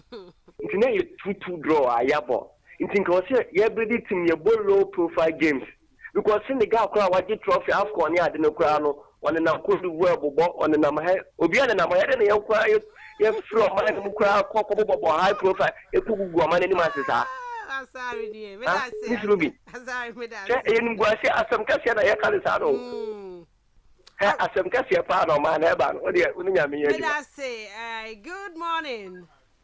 Good morning, Miss Ruby. Aquarium organizer. Asankamo. Oh, Zehiano Asanka. Asankum. I am here in Wasanka. Aquarium of the Masanka Sanaba. You don't be in the with the Michi. I. Miss Ruby. I'm going to feed you each other, but I wanted that by Asama Makaya. Begin you, Macala, one mama dying and support to Ghana Blaster. I mean, more me, because we you. So when I mean, grass to try watch him. This time, and the moon part of me, grass, and I did the damn me for Subia Mount. Ghana, all their bomb mother here, home week here, papa, and I had them now. I sang about wake up, party, Miss Wibby, and the queen me or bed now. Oh, man, I went to your Medas Aquarium organizer. Good morning. Salamu alaikum. Walaikum salam, Komseni. Asanko. Oh, Zehian Wasanko. Miss Ruby isn't there. Yaba. And then the other request and Sabaka. Oh, Rumania Bia Sabaka. Ah? The Ope Bia Winya. And he is sure that. Mipajatanama Mia. And we are Ibini Ho. You must. Miss Ruby will come out some that. I didn't see a gun of what Prakasa de me. Brother, when you woke up in the World Cup semi-finals, Russia 1-7. Where did that? I am the Pama blue players, but I'm going to move up ball players in the Papa easy. I'm back. Easy. Yeah. Brother, World Cup qualified. You guys want show one. I'm not going to move here. Medas, I'm saying. Ghana Blaster Brazil young one. Yeah, more. Yeah, Brazil for me so much more. Some of them more buses, some buses now. One more one in your papa. Mamma call away. Good morning. Good morning, Miss Ruby. Maybe I Jordan baby or friend free. I'm going to say I'm going to station. Maybe I chase you, sir. Miss Ruby, see them boy, yeah, going to go to look at the food to Mumba. I say more. Say on to that, them go, yeah, keep it what they say on to that. We don't keep it on to that. Tell us, what's matter? That one who said that one in fact, I ask for the answer, look up here, and from Cobona, I will follow 1 year. She, the Madian of Cobodiano, 1 point green, and I will see. Medas, Medas, see a chairman or academy station, who you know. So good morning. Good morning, Miss Ruby. Maybe I Jordan baby or friend free. Even Pastor Taylor, my free, Miss Anna. I'm pa, me tongue catch a pa, Pastor Taylor. Me and me by town, and I'm a team. Okay. Miss Ruby, me bacho, I didn't think Obiati Kastle FM. And I say, yeah, Bahan Mania call Babaka, you to meet here Kastle FM. Because of your presentation, analysis, any how you propose my brother Kastle FM. Into say, you'll be a cry, even on internet, when you say it here. His, you know, it's my signature, our Black Stars, or any behind, in San Regiment, any behind. You ever since or buy, you won't style obo, you won't system obo. And I said, keep a keyboard, they are number 2, they are about 6, see, they are number 3 game. Triangles are normal, almost to be coming. It's a moment, and can you so own to me, and many any view, therefore, be obeyed my age, man, Embra. All right. Now, come on. On council, your pie, that's a brave. Good morning. Good morning, I put my. Now, me, I don't know who your power didn't be free. Uncle Paul, Abra Academy. Uncle Paul, patriot you. All this is a gun at you, no. A Kakujina, Uncrophone, me, and I send you send you so. It's Rene, the day you, any Jordan, and a pate, Uncle for Treno, oh, Timwa, or more abo. Then was only the blast I have me say, we, at the Bobo. And we see a fancy friendly match into the one that okay. And a coach, you know, also, or not at all, first level of home. Yes, or both AFCON qualifies any idea of what we see me. And the said, we a friendly match into the one whom you know. Okay, AFCON, okay, a good result ever done. Medasi Bebre, good morning. Miss Ruby. Pony. Miss Ruby. Pony, you. This is my pleasure. Ayo, lying, I hot bar, course, niggas swear, but I don't call him. Yeah, in fact, oh, yeah, Dino. Oh, yeah, Dino. She ended the one. It's not with me, but Mando will show much in it. By Miss Ruby, they be a Macedon one as a player, a professional player. So, coach or push with the kid park number ball. About now, they're all as a professional player, as any your back. All the use what that is in the ball. No. Yes, because anything in defenders in one. I think my ball won't be that. Attack me for this. I think the ball won't be that. So my mark over 10 to 5 Miss Ruby, Jagana one, Jimmy 2 over 10. Okay. I'm telling you, oh yes. But oh, Miss Ruby, no, Musha Bomu, she gets 23 minutes, you got 4 goals. Medasi Paul, I'm for her. Good morning. Yeah, good morning. Me pacho din baby free. I'm but your first of me to be home sir. Me pacho yetio sen. Story. Ghana ha. Na. coach. I took a few. I did 11. I go born Nigeria. Sure, pa. Incident in tune to local players need. You know more for the national team. Your place for Ghana. Ghana, your place for Papa. I get to be come upon you know more national team. In years, I did a foreign place. Right. Me da se bebre pa me fa me last caller na ye fancy am rena so. Good morning. Good morning, Miss Ruby Apone. Me ba cho me hu ye pa. But my dear Michael ni pesi jachine. Me ba cho ye ti o. Miss Ruby another de Ghana o ma ye num gwase. We send another isi pay da ma yanda. Na am coaching de many problem one who too much. We be mo one in the formation on ye 4-2-3-1 on ye. Okame and combo 4-3-3 ana 4-2-2. Na you so players no what be one national team na in fact you mobile magana. And the boy Ali Seidu. I don't go say now a job with passion, but in Kennedy I said with the big and the other Jamabo won't be there. So what the national team won't there.